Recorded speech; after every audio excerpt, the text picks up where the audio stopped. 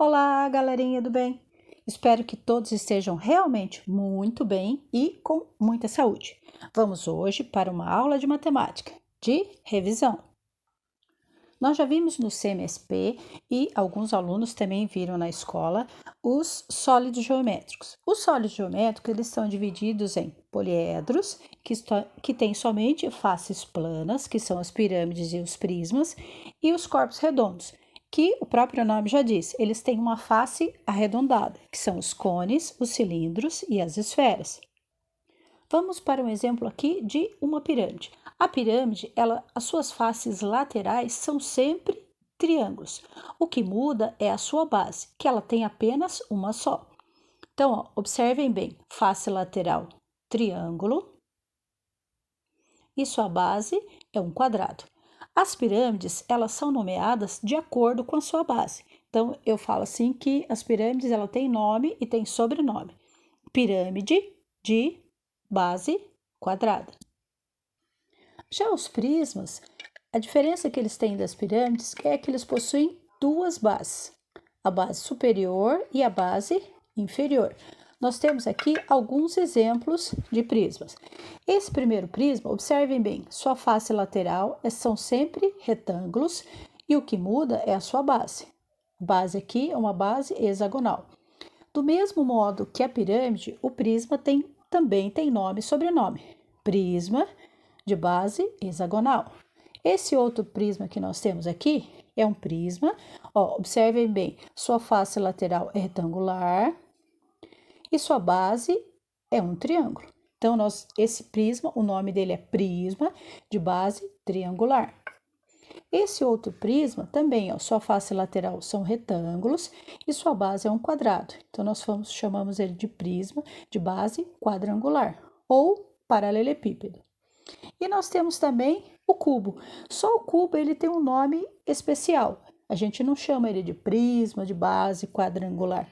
Nós chamamos ele de cubo. Suas faces laterais são quadrados e suas bases também. Professora, mas o quadrado é um retângulo? O quadrado também é um retângulo. E nós temos agora os corpos redondos. Observem aqui, Opa, tá fugindo a minha esfera. Nós temos o cone, que tem apenas uma base. Sua base é uma base circular, né? Um círculo. Nós temos aqui o cilindro, ele tem duas bases circulares. E nós temos a esfera. Nós temos aqui alguns elementos do poliedro. Todo poliedro, ele tem base, observem aqui, as faces, as arestas e os vértices.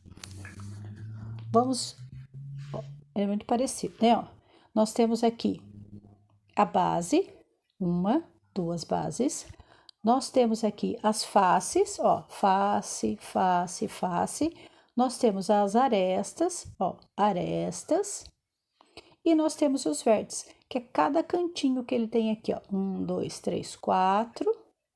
1, 2, 3, 4. Se a gente analisar bem, esse prisma, ele tem duas bases. Ele tem 1, 2, 3, 4, 5, 6 faces.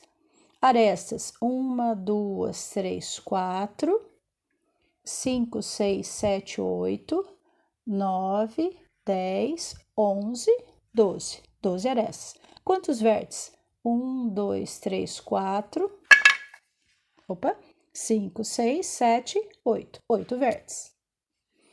Leonhard Euler, ele foi importante estudioso da matemática, das ciências, e ele foi o que descobriu, vamos dizer assim, a relação de Euler ou Euler. Essa relação, ela relaciona a quantidade de vértices, arestas e faces de um poliedro. Essa relação garante que V menos A mais F é igual a 2. A quantidade de vértices menos a quantidade de arestas mais a quantidade de faces vai ser sempre igual a 2.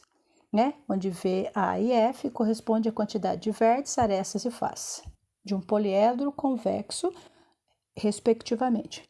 Os poliedros que satisfazem a relação de Euler ou Euler são chamados de poliedros eulerianos. De acordo com essas informações, verifique se um poliedro convexo com 14 vértices, 21 arestas e 9 faces é um poliedro euleriano. Então, vamos fazer o cálculo. Ó, a relação de Euler é V menos A mais F tem que ser igual a 2. No caso ali, quantidade de vértices, 14. Quantidade de arestas, 21. E quantidade de faces, 9. Então, o que a gente precisa fazer agora? A gente precisa substituir esses valores na relação. Então, vamos lá. V, 14 menos A, 21, mais face, que é 9, que vai ser igual a 2. 14 menos 21. Eu tenho 14 e devo 21. Ó, o que eu devo é muito maior do que eu tenho. Então, eu vou continuar devendo. Então, ó, 21 menos 14, 7.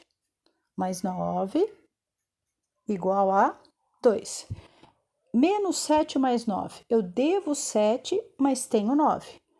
O que eu tenho é maior que a minha dívida. Então, vai sobrar dinheiro. Então, vai ficar 9 menos 7, 2 igual a 2. Então, esse poliedro é o poliedro euleriano, né? Ó, o número de vértices menos o número de arestas mais o número de faces vai dar sempre igual a 2. Galerinha, agora vamos para a segunda parte da nossa revisão, que são os produtos notáveis. O primeiro produto notável é o quadrado da soma. Então, aqui, ó, quadrado da soma. Nós temos aqui o primeiro termo, que é o A, e o segundo termo, que é o B. O desenvolvimento desse quadrado da soma vai ficar assim: A ao quadrado mais 2 vezes A vezes B mais B ao quadrado. Reparem bem, o A é o primeiro termo, o B é o segundo termo. Então, aqui o primeiro termo elevado ao quadrado mais 2 vezes o primeiro vezes o segundo mais o segundo ao quadrado. Então, vamos fazer esse exemplo aqui, ó. O x, ele é o nosso primeiro termo. E o 5 é o nosso segundo termo. Então, vamos fazer de acordo com essa termo prático que nós temos aqui. Então, ó, o x é o primeiro termo. Então, ele vai ficar elevado ao quadrado mais 2 vezes o primeiro termo, que é x, vezes o segundo termo, que é o 5. Mais 5 elevado ao quadrado. X elevado ao quadrado é x ao quadrado mesmo. Agora aqui, ó, o mais vai continuar sendo mais aqui. E agora eu faço a multiplicação. 2 vezes x, 2x. 2x vezes 5, 10x. Mais 5 elevado ao quadrado, 25. Pronto, desenvolvi meu produto notável, que é o quadrado da soma. Nós temos o segundo produto notável, que é o quadrado da diferença. A única coisa que ele diferencia do quadrado da soma é porque aqui no meio o sinal é de menos. Opa, a professora errou aqui, né? Perdão. Então, aqui o sinal, ó, é de menos. Aqui embaixo tá certo, ó, gente. Então, vai ficar aqui, ó. O A é o primeiro termo, o B é o segundo termo. Então, como que vai ficar ele desenvolvido? A ao quadrado menos 2 vezes A vezes B mais B ao quadrado. Então, ó, como que é a regra prática para isso? Primeiro termo ao quadrado menos 2 vezes o primeiro vezes o segundo mais o segundo elevado ao quadrado. Como que nós vamos fazer isso aqui então? Vamos fazer esse exemplo. Quem é o primeiro termo? O primeiro termo, no caso aqui, é o y. E o nosso segundo termo é o 6. Então, vamos colocar na nossa regrinha. Primeiro termo ao quadrado, y elevado ao quadrado, menos 2 vezes o primeiro termo, que é y, vezes o segundo termo, que é 6, mais o segundo termo, que é 6 elevado ao quadrado. Então, olha lá, primeiro termo elevado ao quadrado, menos 2 vezes o primeiro, vezes o segundo, mais o segundo elevado ao quadrado. y elevado ao quadrado vai ficar y ao quadrado menos. Menos 2 vezes y, 2y. 2y vezes 6, 12y. Mais 6 elevado ao quadrado, 6 vezes 6, 36. Lembre, quadrado da soma e o quadrado da diferença, a regrinha prática é a mesma. O que muda é o sinal do meio, tá? Do quadrado da soma é mais e do quadrado da diferença é menos.